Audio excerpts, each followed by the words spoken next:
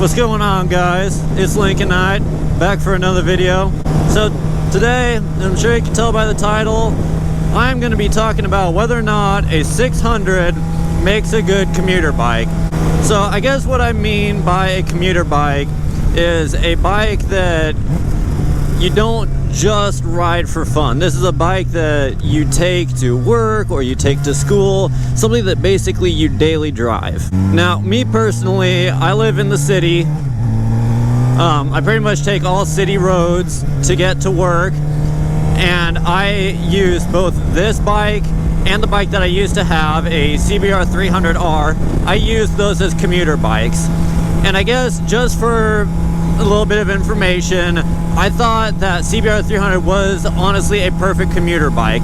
I made a review video on that, so if you haven't seen that, I'll put the link to it here so you can go check that out. And the reason I say that I thought that CBR 300 was a perfect commuter bike is because I can already hear some of y'all in the comments being like, oh, but Lincoln, I have to ride 300 miles uphill both ways to work on the highway, and there's always the wind in my face, so I automatically need a Hayabusa.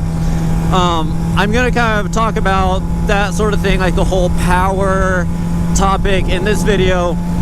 So I guess let's get straight into it. This bike here is a 2009 Suzuki GSX-R 600. So it's a super sport type of bike. Now, within the whole 600cc class, there are different types of bikes.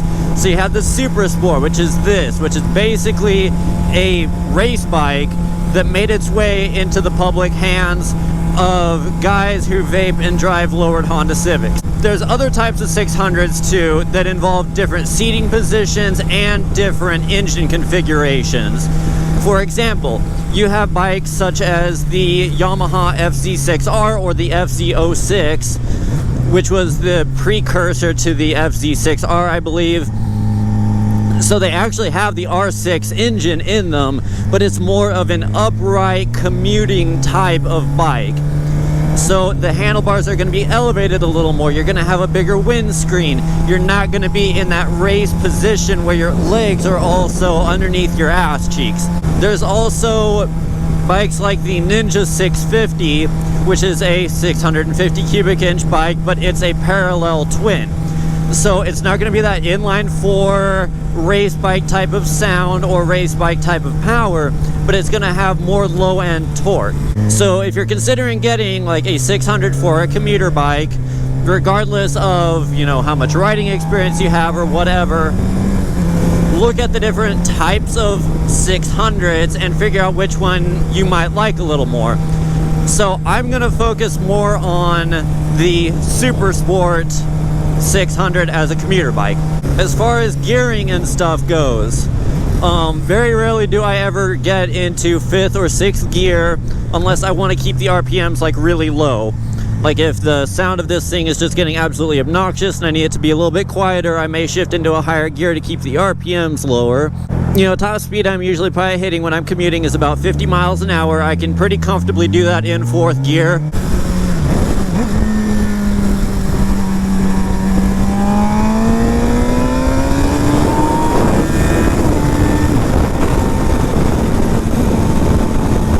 As I have a lady pull out in front of me. I guess for comparison on that topic of gearing, my CBR 300, very often I would go through all 6 gears. I would be riding in 6th gear at about, let's say, 45 miles an hour. So I would be going through all the gears on a daily basis. On this, not so much. I usually only go through about 4 gears. But another thing to consider, you know, you have the bigger engine, is heat. If you are in a city that has a lot of traffic and, you know, you're regularly, you know, stop, go, stop, go, stop, go, stop, go, your bike is going to get very hot. On a hot day, this thing will get up to about 220, 225 degrees, and the fans are kicking on pretty frequently. So all of that heat is going straight into your crotch. And along with that, the frame gets really hot. So where you have your legs pressed up against a metal frame, it gets pretty toasty. That's honestly probably my biggest complaint. It's just the heat on this thing gets absolutely insane. I'm sure maybe a different radiator or different cooling fans might help, but that's just a natural thing for 600s. They run hot. They get up to 220 degrees on a warm day. And honestly, like here in Nebraska, hottest day we've had was about 90 degrees yet this year. And it'll regularly get hotter than that. It's not uncommon for us to hit upwards of 100 degrees, you know, every day during the week in the summer. And it's humid on top of that. So heat is a big complaint that I have about riding a 600 as a commuter bike. The next thing I want to talk about is riding position. This is a super sport. It's very leaned over. It's not as aggressive as some bikes. Like I'm sure R1s, like new R1s especially, are very aggressive in their riding position. And so you're very leaned over. And while some people may not want to admit it, that does get to you. If you're on a longer ride, like I usually have about a 20 to 30 minute ride to get to work, it definitely gets to you. That's why a lot of times you'll see guys that kind of like sit up with their hand on the tank or their hand on their leg or something like that, is to kind of relieve the stress on your wrists, because your wrists do start to hurt eventually. Your shoulders do start to hurt. And now me, I'm not perfect physically. You know, I guarantee if I were to go to a doctor and get a physical or something, you know, the doctor definitely would not be like, you know what, you know, it may be surprising, but you're perfect. There's nothing wrong with you. But I do have some back problems. I do go to the chiropractor. I also have an issue with my hip. So my lower back kind of also into my shoulder. I do have some issues with my left shoulder as well. I get pretty sore if I'm riding this thing for a really long duration. So by the end of the day at work, I work as an auto body tech. You know, I'm bending in weird angles. I'm using my body all the time. Usually by the end of the day, I'm pretty sore. And I will definitely say this is not the most comfortable thing to ride when you are in pain. And then sometimes after work, you know, my friends will be like, hey, let's go for a ride. So then I'm riding for another 2 hours. At that point, my shoulder is absolutely killing me. My hip hurts a lot. But so riding position, it's definitely not the most comfortable thing. There are ways that you can alleviate that issue. Companies like Vortex or Woodcraft, I believe, that make clip-on handlebars can make handlebars with risers in them. So they raise your handlebars an inch, inch and a half, 2 inches.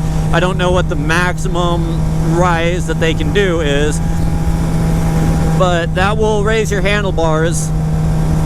So that is an option.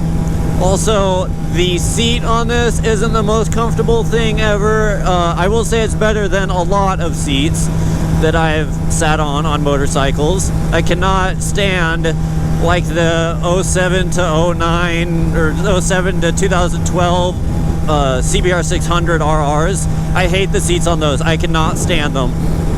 I think even the newer CBR 600s have like that same seat. It's like that really slick material and there's like nothing to it. And then also, you know, because it's a super sport, your legs are up underneath you pretty high. So you have a very big bend in your knees. So essentially, you're pretty cramped up. And the reason I say that is because earlier in the video I was talking about different types of 600s. Like my friend Ryan, he just got a Ninja 650, and that's more of an upright, just kind of standard type of seating position, but it's also like a sport bike, you know? So I know I've complained a lot in this video. Overall, I don't hate riding this thing to work. The sound and how much fun it is honestly makes up for you know, the drawbacks of riding a super sport as a commuter bike. But you know, if that's all stuff that you think you can handle, you know, I'm just kind of letting you guys know some of the things that I don't necessarily like about this. Overall, it's not bad. I mean, it gets pretty decent gas mileage. It's about $7 to fill up, and that lasts me a decent amount of time. Well, guys, I think I'm going to go ahead and wrap up the video here. I'm still taking questions for my Q&A video, my 100 subscriber special. I'll leave the link to that video here. So if you guys have a question that you want to ask me, that you want me to answer, go ahead and leave it in the comments of that video. And when I reach 100 subscribers, I will answer all the questions. And if you like this video, go ahead and give it a thumbs up and subscribe while you're at it. Thanks for watching, guys, and I'll see you later.